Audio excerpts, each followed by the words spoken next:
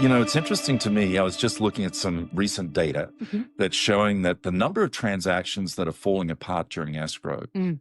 is basically nationally 1 in 7 right now. So just over 15% Yeah. are falling apart. So, of course, you know, we know we're in a shifted market, right? Real estate has changed. Yeah. And in fact, I would argue the real estate industry is in recession. Now, the economy, the good news is not in recession yet.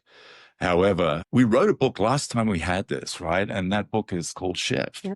It's the 12 tactics that successful people use. So, you know, one of the tactics is actually bulletproofing the transaction.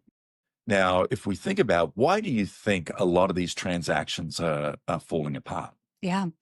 Just buyer's cold feet. Absolutely. We had a That's a big part call of it. me the other day because it was within days of acceptance and hadn't gone through inspection and everything yet. And it was a little bit of a, what do I do? So there's cold feet, they get accepted, but then now they start figuring out their homeowner's insurance or their mortgage payment because maybe they didn't get their full cost sheet before writing the offer. Right. So it's just expensive, and in turn, they're having to be a lot more picky. They're holding their money tight and Absolutely. spend it where they love it. It's that couple years ago, it was all the jokes about love it or leave it with the marry the Marry the house and date date the the rate. mortgage or date the rate. Yeah, but they are Which it's picky. been a long time dating now. Yeah. Like Right. the rate is the rate. The rate is the rate. I mean, it's got little bumps, but yeah, I think they're just having to be naturally a little more picky. So it takes a lot more with the agents in their conversations with both sides to prepare them for what may happen, what you may feel. This is a big purchase. Here's what could happen. Talk about it before it happens. Absolutely. Like, know what to say, bring it up so that when they start having those feelings, you can say, well, remember when we talked about this, that you might feel this way. You just have as many of those conversations up front to prepare both sides of what can happen. Well, we call them conversational frameworks, right? What we know is that there are things that you can say that actually can help people along the decision-making process. And I think about that, right, is how much are we as an industry actually practicing our skills, right, before we go out and use them with our clients.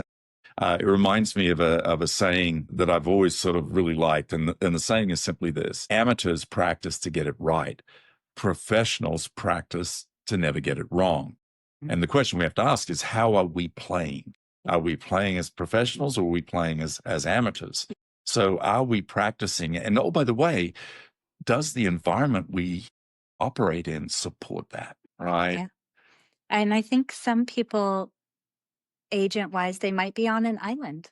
So are they reading? Are they role playing a little bit with their family? Like, hey, I'm going on an appointment. Can I role play with you? Can you give me some objections?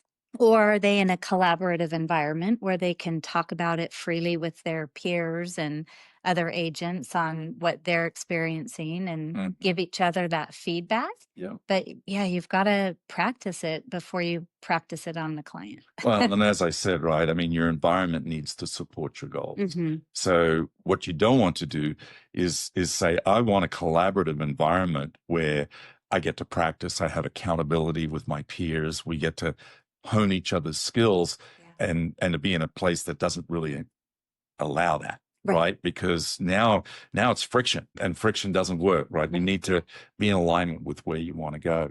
Yeah. You know, I think it is interesting. Certainly. I mean, you can see here, right? We wrote the books, all of them on real estate. And what I love about it is some of these books are timeless and the others are really timely.